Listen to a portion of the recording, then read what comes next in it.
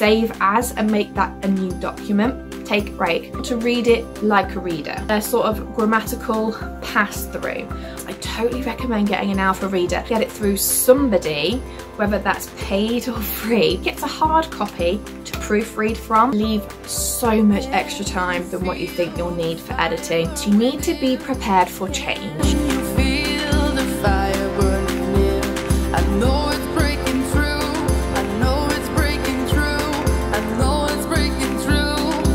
Hi guys, welcome back to my channel. I'm Rhian Edwards, a young adult paranormal and fantasy author, and today I've got another tips and hacks video, and we're talking about editing today. If you do like today's video, please give it a thumbs up and consider subscribing. I'd love to have you as a viewer as we talk about more tips and hacks of being a writer and writer life in general.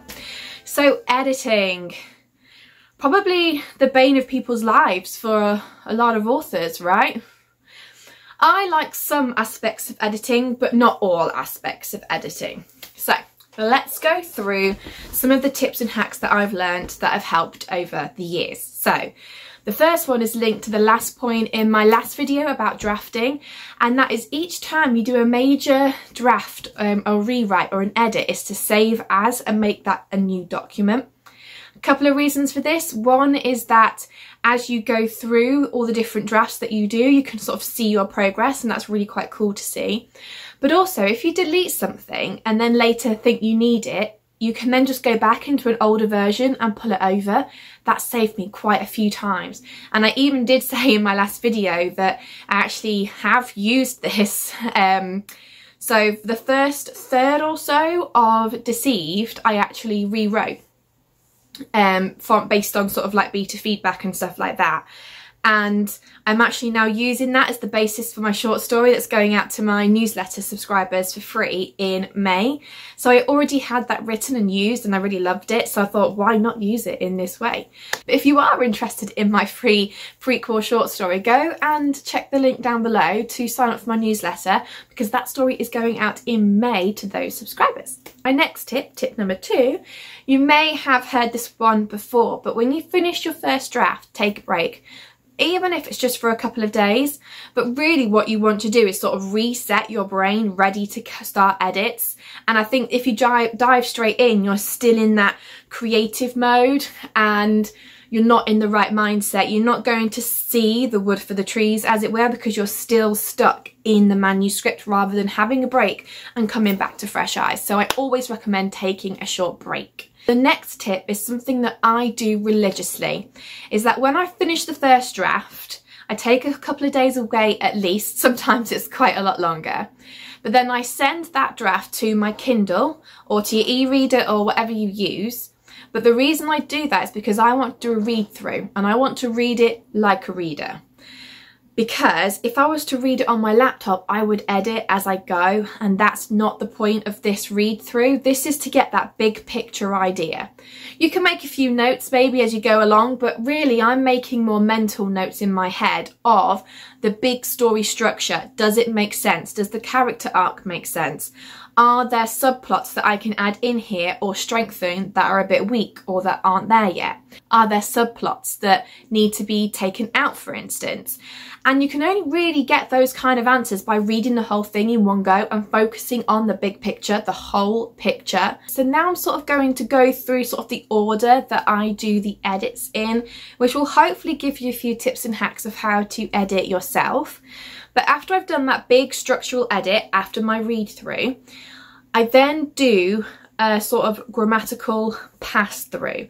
What I mean by that is that I'm not fine tooth combing it, but I am fixing typos, fixing confusing sentences, just smartening it up a bit so I can send it to my alpha reader so it's more readable for her.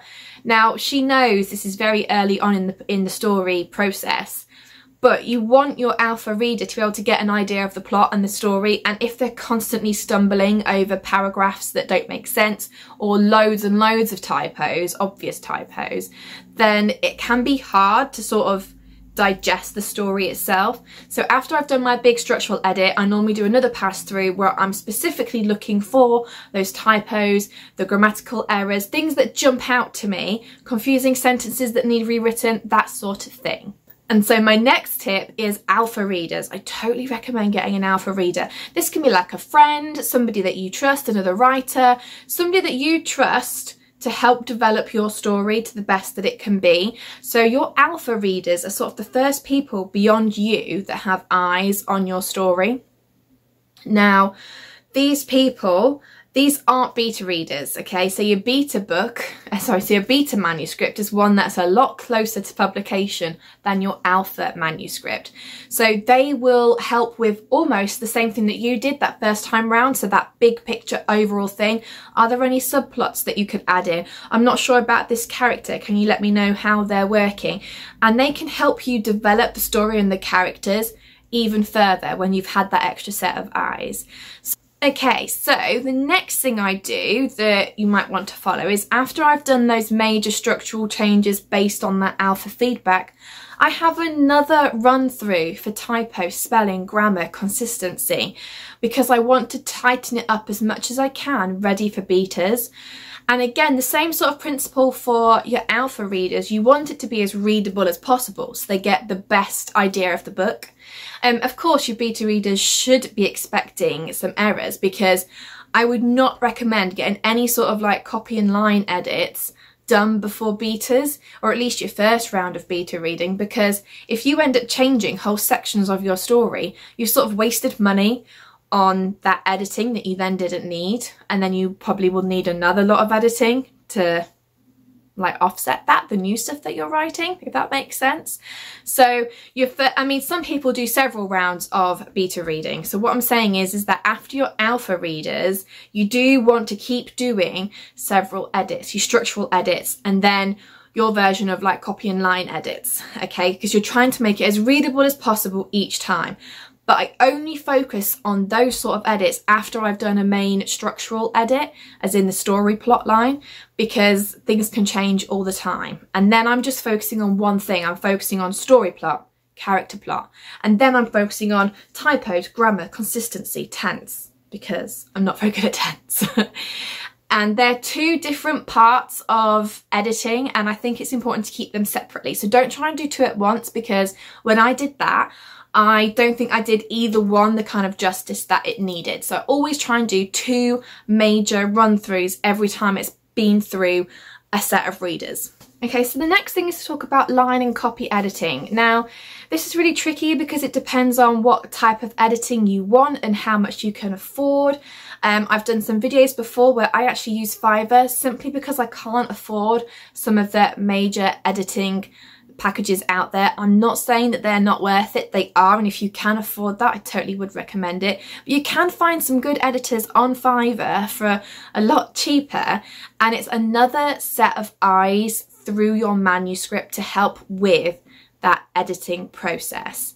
So I always recommend trying to get it through somebody, whether that's paid or free, but through somebody specifically for that kind of edit. It's really hard to see what you write. And actually, as an ex-teacher, I'm really good at editing other people's work. I love beta reading, I love proofreading. But when it's my own work, I just struggle to see. I always see what I think I should see and what I expected to write. I can't always see those errors, no matter how many times I read through my book. So it's always good to get another set of eyes on your manuscript. So another tip is one that I haven't used before, but I will be using, and I picked this up, so Bethany Atasadea, she does this. She gets a hard copy to proofread from, and actually I quite like that, because when I was rereading the Bloodline Alliance series in the paperback, I actually picked up a lot more than I did on screen, so it's a different reading experience. I know on Amazon you can get proofs through that have that horrible not for resale sign on it, so that's a perfect book to do your proofreading on. Grab a pen, sit down, read it, and then you can edit on the page, and then you can go back and edit on your document. So I do actually think that's a good tip, is to edit or to do your final proofread on a hard copy. The next tip, and I think many authors have said this, but leave so much extra time than what you think you'll need for editing. At least an extra month, if not more, because A, it always takes longer. B, you're relying on other people quite a lot during the editing process, and if they take longer, you take longer. And then if you need to do some big rewrites, that's going to eat up your time as well. Like I did with book 2, I had massive rewrites for the first half. So always leave that extra time. I am getting better at this, but I'm still not amazing at leaving that extra time for myself. But please do, because you will need it. And if you don't need it, perfect. You've got that extra time to promote and market your book. Win-win, I think. So the last thing I want to talk about is maybe not necessarily a hack or a tip, but just like a note from me to you. When you're in the editing process, you need to be prepared for change, and you need to be prepared for feedback and to get out of your own mindset. It's a really weird time to present your work that you've poured your heart and soul in to somebody else. But the fact is, you are presenting it to other people to make it the best that it can be. So if you're, how do I say this nicely? If you're set in your ways, it's not going to improve. Now, that's not to say that every single piece of advice that you get back is going to need to be acted on, because sometimes it just isn't. You're going to have some beaters who are far too picky and don't understand your plot the way that it should be, and that's fine. But I would say if you've got even just more than one beater bringing up something, that's something that you should look at and try to address. Now, again, you are the author. Everything in the end lies with you. But if you want to change and make your work the best it can be, you should listen to the people that you're trusting with that work. They are hopefully people that you trust, and people who are hopefully trying to make the book the best it can be.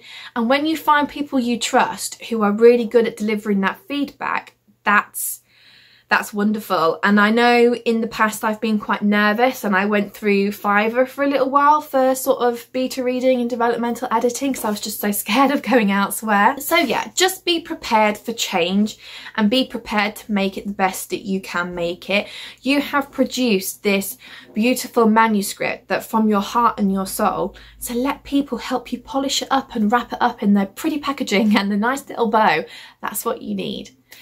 I think that's all from me now. I know some of them are tips, some of them are hacks, some of them are just things that have worked for me, but I hope this video has been helpful. Let me know down below if you've done any of the things that I've talked about today, or if you've got even more ideas to share. I would love to hear them. Okay guys, until next time, bye!